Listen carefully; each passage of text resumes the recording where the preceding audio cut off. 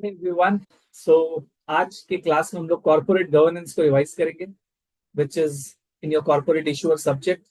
Questions के through revise करेंगे as usual. आपको तो पता ही है स्टाइल क्या है, right? Again dedicated to August 2024 candidates. आपको जोश कम नहीं करना है, मोमेंटम कम नहीं करना है, लगे रहो। बहुत ही कम दिन बचे एग्जाम्स के लिए एंड मेरे को 100% पता है कि आप सब लोग पास हो जाओगे, right? So let us straight away start with our revision series. Corporate governance को टैकल करते हैं, क्वेश्चंस करते हैं। चलो, तो मैं क्वेश्चन सेट में हूं। पेज नंबर 204 करिकुलम का, 2024 curriculum, page number 204, learning module 3, question set. चलो क्वेश्चन वन देखते हैं क्या है। Which of the following is typically use to represent creators interest? Okay, ये तीनों में से क्रिएटर्स इंटरेस्ट को रिप्रेजेंट करने वाला क्या है? Option A is ad hoc committee, option B is poison pill, option C is tender offer. तो it is obviously ad hoc committee. Sir ये एडहॉक कमिटी होता क्या है? जो भी बॉन्ड होल्डर्स होते हैं ना, बॉन्ड होल्डर्स को आप क्रिएटर्स समझो, राइट? बॉन्ड होल्डर्स लोग आपस में एक ग्रुप बना लेते हैं। सर क्यों बना रहे group?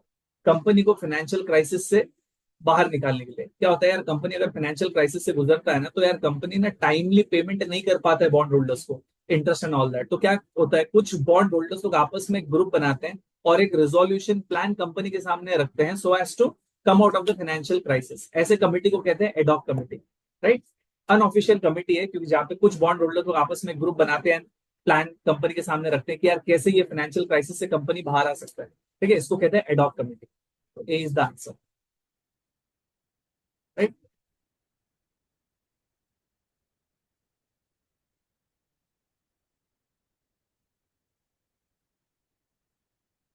Question number two, a primary responsibility of a board's audit committee does not include. Okay, एक सेकेंड। जब भी ऐसा क्वेश्चन आता है आपको याद है डज नॉट इंक्लूड, मतलब तीन ऑप्शन है, उसमें से दो ऐसे हैं जो ऑडिट कमिटी का काम है, एक ऐसा है जो ऑडिट कमिटी का काम नहीं, राइट? तो अपन पहले ये देख लेते हैं कि यार ऑडिट कमिटी का क्या काम है। Let's see. Option number A, oversight of accounting policies. Yes, this is the responsibility of audit committee, जहां पे वो देखेगा कि यार अकाउंटिंग पॉलिसीज प्रॉपरली फॉलो हो रहा है कि नहीं हो रहा है। ए इज अ रेस्पॉन्सिबिलिटी। बी क्या है? Adoption of proper corporate governance. यार कंपनी के अंदर सब जो ऑपरेशन है कंपनी का वो प्रॉपरली कैरी आउट हो रहा है कि नहीं हो रहा है, ये चेक करने का काम ऑडिट कमेटी का नहीं है। ये चेक करने का काम है गवर्नेंस कमेटी का।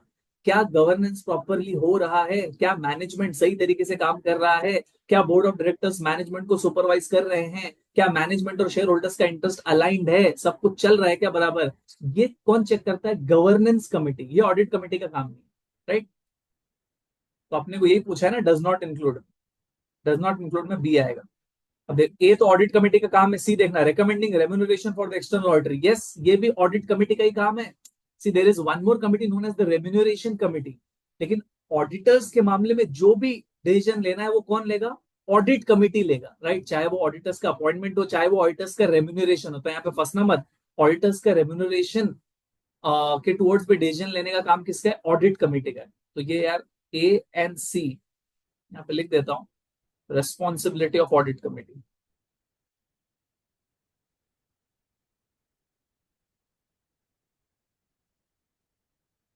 Audit committee.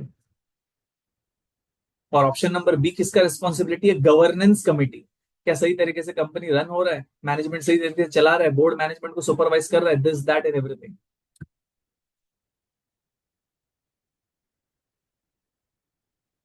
तो यहाँ पे कहीं लिखा होगा, देखो, गवर्नेंस कमेटी।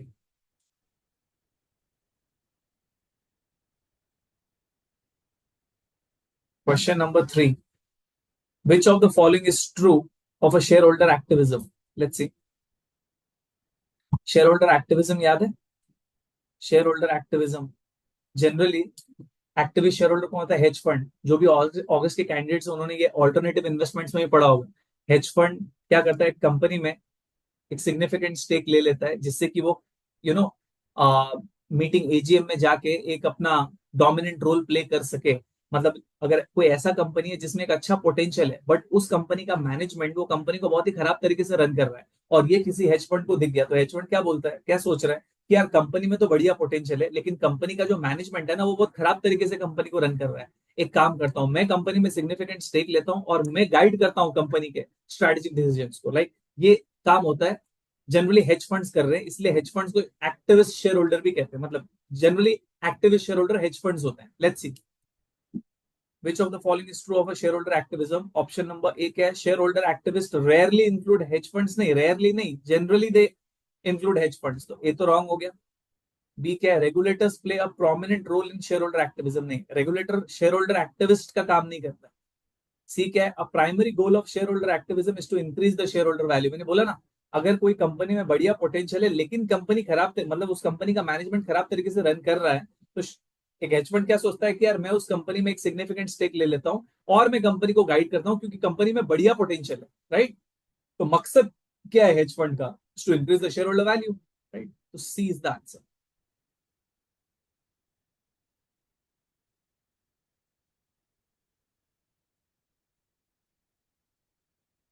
ट्रू और फॉल्स, वैसे तो ट्रू और false is not a representative question, आपको तो एमसीक्यू बेस्ड आने वाला है, बट ठीक है, एक बार रिवाइज कर रहे तो एक बार देख लेते हैं। Investors receive information similar in content and form, including audited disclosures from both private and public companies. बोलो ट्रू होगा कि फॉल्स होगा? फॉल्स होगा। देखो, इनफैक्ट जब हम लोग लास्ट रिवीजन सीरीज में इक्विटी भी देख रहे थे तो भी अपन ने एक क्वेश्चन देखा था, आपको याद है कि पब्लिक वर्सेस प्राइवेट में सबसे ज्यादा रेगुलेटरी कंस्ट्रेंट्स किसके ऊपर है? पब्लिक कंपनी में। सबसे ज्यादा डिस्क्लोजर रिक्वायरमेंट किसको है? पब्लिक कंपनी को है। प्राइवेट कंपनी को इतना ज्यादा रेगुलेटरी कंस्ट्रेंट नहीं है, उनको थोड़ा सा एक खुली छूट दे के रखी हुई है, क्योंकि प्राइवेट कंपनीज पब्लिक से पैसा थोड़ी ले रहा है। राइट? जो भी कंपनी पब्लिक से पैसा ले रहा है वहां पे रेगुलेटरी कंस्ट्रेंट्स बहुत ज्यादा है। तो इन लोग कह रहे हैं कि यार इन्वेस्टर्स लोग को जैसे ऑडिटेड फाइनेंशियल स्टेटमेंट्स मिलते हैं, जितना डिस्क्लोजर्स मिलता है पब्लिक कंपनी से, इनफैक्ट बोलना ये चाह रहा है public company and private company से same level of disclosure, same level of transparency मिलेगा। गलत। राइट? प्राइवेट कंपनीज को छूट है, उनको उतना ज्यादा कंपल्जन नहीं है, तो ये है फॉल्स स्टेटमेंट। बी। हाँ, पब्लिक कंपनी से आपको ऑडिटेड डिस्क्लोजर्स आएंगे, उनको तो फ्रीक्वेंट बेसिस पे मीटिंग्स कंडक्ट करना पड़ता है, everything they need to disclose, but private company को दे आर नॉट नेसेसरी। देखो आंसर पढ़ो। फॉल्स लिखा हुआ है, क्यों? Private companies disclose information confidential to their investors, but the content and form of that information are subject to negotiation. छूट देके रखा हुआ है, rather than the standardized जो पब्लिक कंपनीज में एप्लीकेबल है, and regulated like reporting by public companies. ठीक है ना? In fact most jurisdictions do not require that private companies disclosures be audited. Audit करना भी जरूरत नहीं है कुछ कुछ jurisdictions में, right? Though they are free to obtain an audit. Regulatory requirements इतना ज्यादा नहीं है प्राइवेट कंपनीज को। राइट? रीजन क्या है? क्योंकि प्राइवेट कंपनीज पब्लिक से थोड़ी पैसा मांग रहा है। राइट? वो तो कुछ इंस्टीट्यूशनल इन्वेस्टर्स और सोफिस्टिकेटेड इन्वेस्टर्स से पैसा मांग रहा है। राइट? ठीक है। तो एक्सप्लेनेशन वाला क्वेश्चन नंबर 5 एक्सप्लेन वाला पार्ट है जो हम लोग रेगुलर क्लास में करते हैं। अभी यहाँ पे डाइवर्ट नहीं कर रहा हूँ, अभी फोकस इज ऑन कि एमसीक्यू टैकल हो जाए और उसके थ्रू रिवीजन हो जाए। मैं डायरेक्टली क्वेश्चन नंबर 6 में आ रहा हूँ। हाउ एवर मैं एक ऑप्शन दे रहा हूँ आपको। अगर आपको लग रहा है कि सर ये क्वेश्चन नंबर 5 का जो स्टैगर्ड बोर्ड स्ट्रक्चर है वो समझा दीजिए ना, आप कमेंट में लिख दीजिएगा। ठीक है? Question number 6, a company's compensation committee जो कॉम्पेंसेशन एंड ऑल दैट के ऊपर डिसीजंस लेता है, डिसाइड करता है। A company's compensation committee seeking to discourage excessive risk taking by managers is most likely to design an incentive compensation plan that okay managers excessive risk ना लें। Right? उसके लिए कैसा कॉम्पेंसेशन पॉलिसी डिसाइड करना चाहिए? मतलब एक ऑर्गेनाइजेशन को जितना रिस्क लेना चाहिए ना, उससे भी उससे ज्यादा अगर मैनेजमेंट रिस्क लेता है सपोज फ्यूचर में, तो उसको कैसे रोके? देखो यार, मैनेजमेंट अल्टीमेटली ना एम्प्लॉय है, उसको सैलरी एंड ऑल दैट मिलता है, एंड उसको कुछ परसेंटेज बोनस के फॉर्म में मिलता है, which is a percentage of profits and all that stuff. तो कभी कभार क्या होता है ना, मैनेजमेंट ये सोचता है कि यार चल ना एक्स्ट्रा रिस्क ले लेते हैं, जितना लेना चाहिए था उससे भी ज्यादा ले लेते हैं, शॉर्ट टर्म में कैसे ना कैसे करके प्रॉफिट्स को बढ़ा देते हैं। राइट? एंड प्रॉफिट्स बढ़ेगा, हम लोग को प्रॉफिट्स का कुछ परसेंटेज एज अ बोनस मिलेगा सीनियर मैनेजमेंट को, और हम लोग सीधा का सीधा कंपनी से एग्जिट कर लेंगे। लॉन्ग टर्म के बारे में नहीं सोचते हैं, शॉर्ट टर्म में प्रॉफिट्स को बढ़ाने का सोचते हैं, एक्सेसिव उल्टा फुल्टा फालतू का रिस्क ले लेंगे जिससे कि प्रॉफिट्स बढ़ जाए और प्रॉफिट का कुछ परसेंटेज उनको एज अ बोनस मिल जाए और कंपनी छोड़ के निकल जाए। ये चीज को रोकना है तो कॉम्पेंसेशन कमिटी को कैसा रेम्यूनरेशन पॉलिसीज बनाना पड़ेगा, right, so as to ensure that excessive risk taking ना हो और मैनेजमेंट भी लॉन्ग टर्म के बारे में सोचे, right. Let's see option number A क्या कह रहा है, allows directors and managers to have a greater discretion over the remuneration। लो ये तो बर्बादी हो जाएगा। अगर मैनेजमेंट को एंड डायरेक्टर्स को उनको ये दे दिया, ऑप्शन दे दिया कि यार यू डिसाइड योर रेम्यूनरेशन कि क्या कैसा होना चाहिए, तब तो यार उन लोग अपने फेवर के अपने हिसाब से ही उनको जो फेवर करेगा वैसे ही तो उन लोग डिसाइड करेंगे, राइट। तो ये तो होना ही नहीं चाहिए। ऑप्शन नंबर ए तो कंप्लीट गार्बेज है, राइट। मतलब बोल रहे हैं it allows directors and managers to have a greater description, greater control over the remuneration, no, right.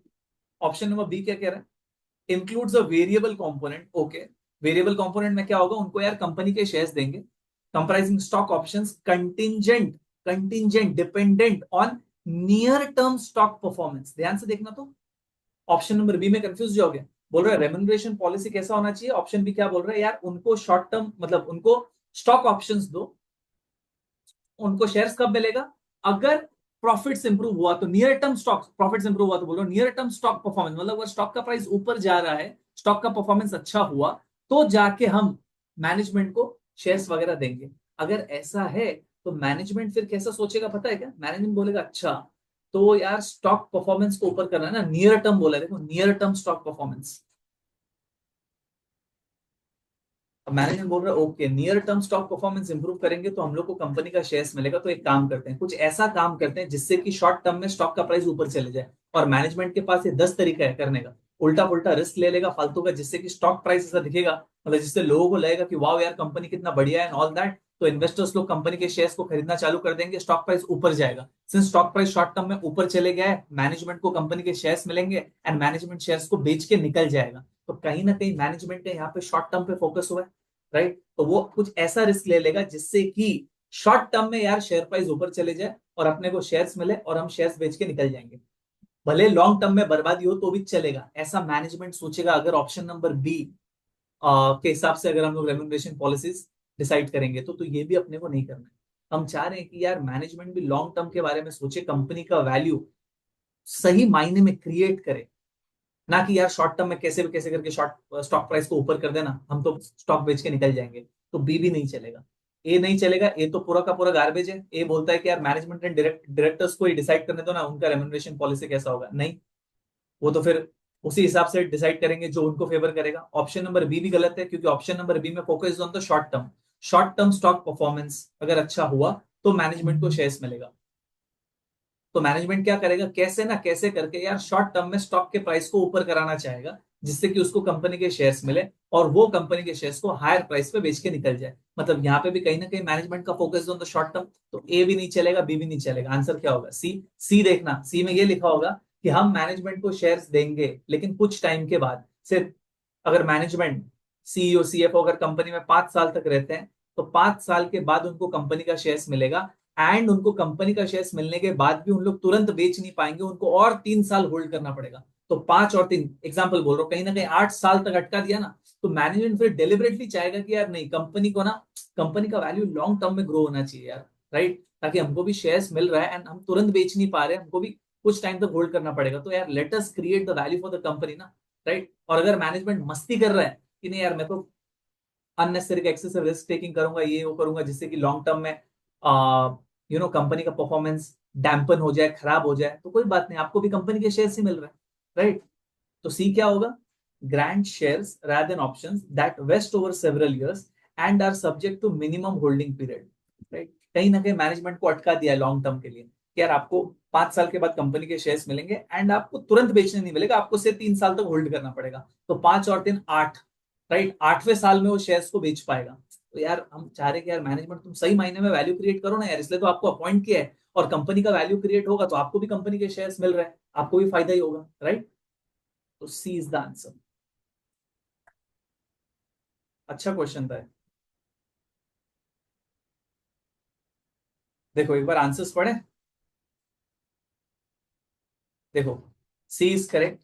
क्यों, granting shares rather than options that vest over several years and must be held discourages क्या short termism और excessive risk taking by the managers. ठीक है.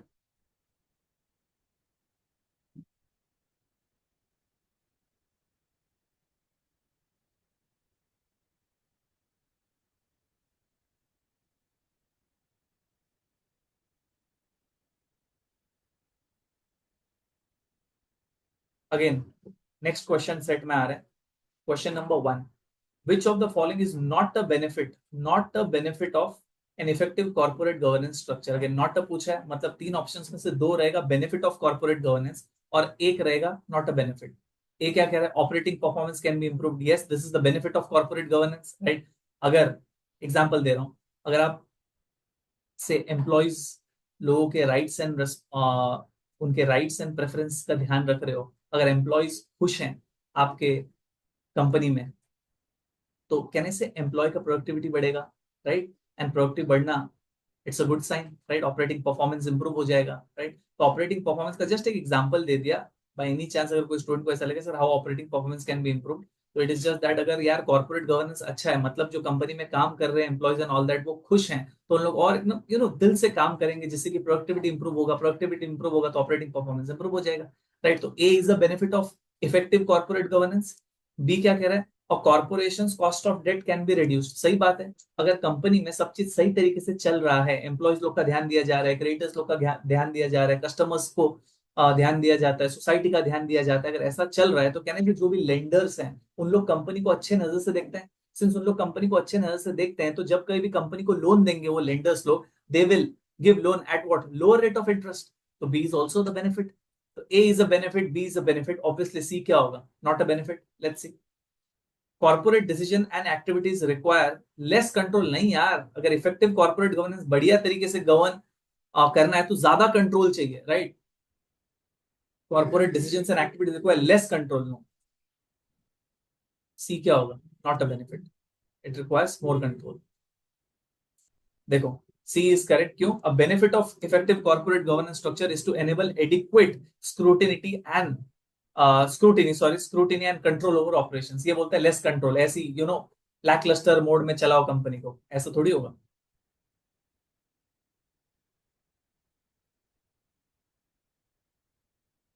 Question number 2.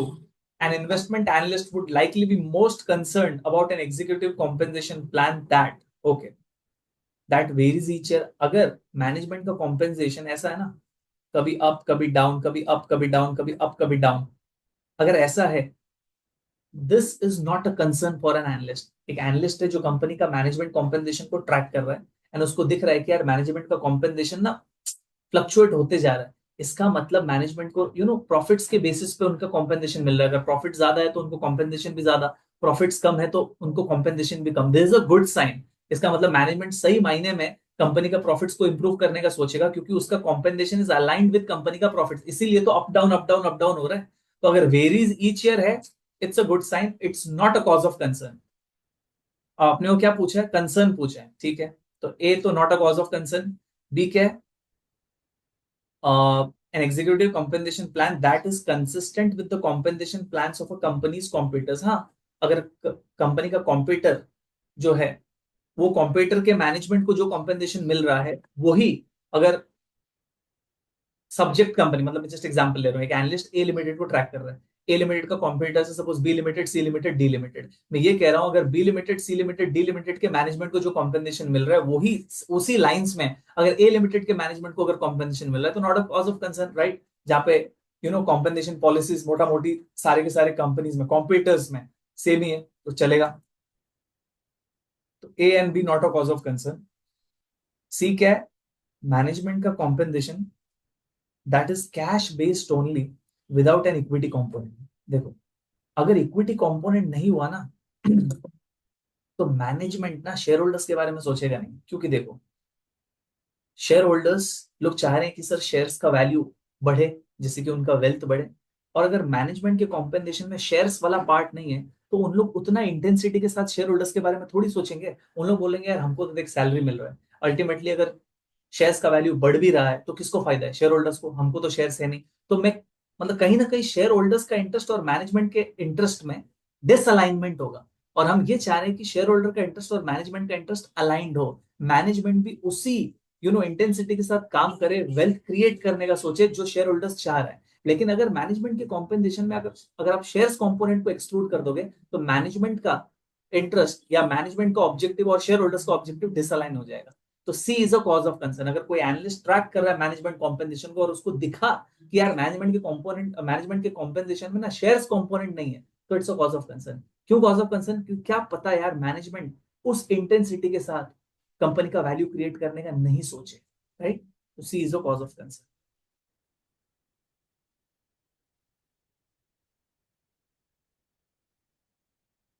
Question number 3, benefits of effective corporate governance include all of the following except. अच्छा, तीन में से दो benefit है, एक बेनिफिट नहीं है। Let's see. A, avoidance of fraud. अगर इफेक्टिव कॉर्पोरेट गवर्नेंस हुआ तो इसका मतलब ये नहीं है कि कभी फ्रॉड होगा ही नहीं। इसका मतलब ये है कि सर फ्रॉड होने का चांसेस कम है, राइट? ए बोल रहा है कि यार कभी नहीं होगा फ्रॉड, अवॉइडेंस ऑफ फ्रॉड। ए गलत है। आप समझे? Important question. जनरली कैंडिडेट को ये लगेगा हाँ यार, अगर अच्छा कॉर्पोरेट गवर्नेंस है इसका मतलब फ्रॉड नहीं होगा। गलत स्टेटमेंट। अगर अच्छा कॉर्पोरेट गवर्नेंस है तो फ्रॉड होने का चांसेस कम है। इसका मतलब ये नहीं है कि फ्रॉड कभी होगा ही नहीं, राइट? तो A is wrong answer. B क्या है? Higher investor confidence. ट्रू। अगर इफेक्टिव गवर्नेंस कॉर्पोरेट गवर्नेंस है तो इन्वेस्टर्स का कॉन्फिडेंस बढ़ता है टुवर्ड्स दैट कंपनी। सी क्या है? Reduce cost of equity, reduce cost of debt, right? तो B and C are benefits, A is not a benefit. देखो ए का आंसर पढ़ो। Effective corporate governance allows for the mitigation, mitigation का मतलब reduce, reduction, right, comma, not the avoidance. इसलिए हम लोग corporate governance में एक स्टेटमेंट पढ़ते हैं कि sir corporate effective corporate governance will ensure that the conflict of interest between the stakeholders is minimised. Minimised word use करते हैं हम लोग। ऐसा नहीं बोलते हैं कि sir effective corporate governance will ensure that the conflict of interest between stakeholders is completely gone, right? कोई कॉन्फ्लिक्ट होगा ही नहीं, ऐसा नहीं बोलते हम लोग। बोलते कॉन्फ्लिक्ट होगा लेकिन मिनिमाइज्ड, राइट? ठीक है। अगेन ट्रू और फॉल्स एंड थियरी उसमें मैं जा नहीं रहा हूँ, ठीक है? तो मैंने एक बहुत ही शॉर्ट तरीके से कॉर्पोरेट गवर्नेंस के क्वेश्चंस को किया जिससे कि आपको एक पिकअप मिल जाए। और ऐसे सब चैप्टर्स छोड़ना मत फ्रेंड्स। क्वेश्चन आ जाएगा, मिस्टेक हो गया, एंड आपका उसका इम्पैक्ट डायरेक्टली आपके परसेंटाइल पे होगा, ठीक है? तो इनकेस आपको कुछ ऐसा लगता है तो आप प्लीज कमेंट कीजिए, राइट? मैंने कोशिश किया जिससे कि आपका एक कॉर्पोरेट गवर्नेंस में आपको पढ़ने का इंटरेस्ट आए, and at the same time ये भी इंश्योर हो कि आप ये चैप्टर को छोड़ के ना जाओ, ठीक है? चलो, see you in the next video.